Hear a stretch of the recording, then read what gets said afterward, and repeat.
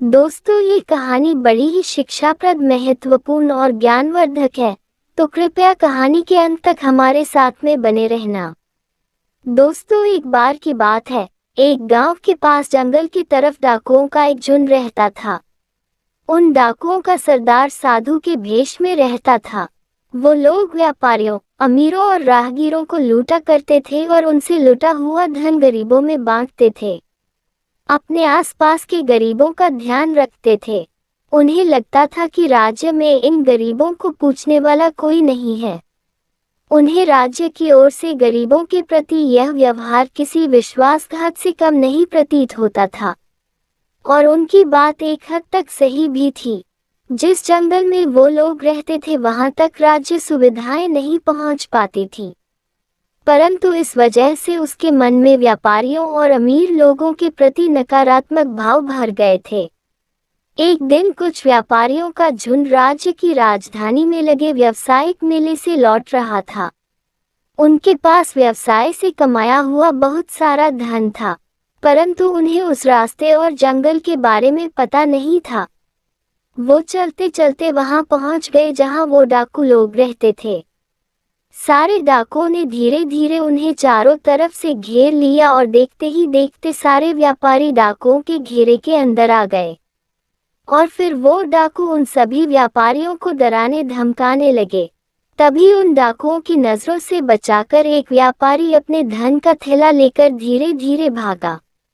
और भागकर वो पास के एक तंबू में घुस गया और जोर जोर से सांसें ले रहा था। भागते भागते थक गया था और डरा हुआ भी था।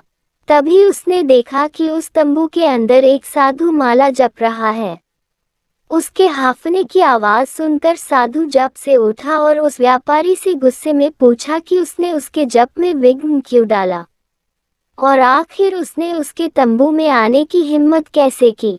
इससे पहले कि साधु कुछ और बोल पाता, व्यापारी ने धन से भरा वह थैला उस साधु को संभालने के लिए दे दिया और कहा, पूरे साल की मेहनत के बाद राजधानी के मेले में जो धन प्राप्त हुआ है वो आपको दे रहा हूँ। यह मेरे परिवार की रोटी के लिए है। हमें डाकुओं ने घेर लिया है। यदि हम मारे गए तो मेरे परिवार तक ये धन पहुँचा दीजिएगा, अन्यथा वो लोग भूख से मर जाएंगे। हम सुंदरनगर के निधि सरोवर के पास रहने वाले व्यापारी हैं। अब मैं जाता हूँ। यदि डाकुओं ने मुझे आपके पास देखा तो आपको भी मार देंगे। ये कहकर भागने लगा। साधु के मानो होठ सिल गए हों, वह कुछ कह न सका। जब व्यापारी के जाने का एहसास हुआ तब वह यही कह पाया कि तुम निश्चिंत हो जाओ, मैं तुम्हारे धन की रक्षा करूंगा। व्यापारी के इस विश्वास ने डाकुओं के सरदार को अंदर तक झकझोर दिया था।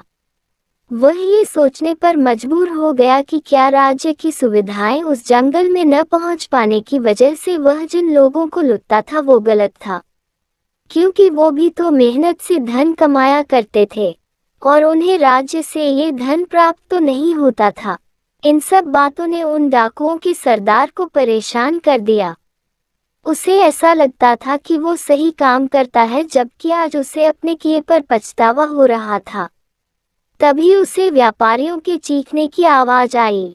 वो भागता हुआ बाहर आया और उसने देखा कि व्यापारियों को बंदी बनाकर उन्हें उसके चेले डाकू मार रहे हैं। तभी वो तंबू के अंदर से छुपकर बाकी डाकुओं को रुकने का आदेश दिया। उनमें से एक डाकू ने हिम्मत कर तंबू में आकर आदेश के बारे में पूछा। तब सरदार डाकू ने कहा कि इन सभी व्यापारियों को जाने दो और इनका धन वापस कर दो।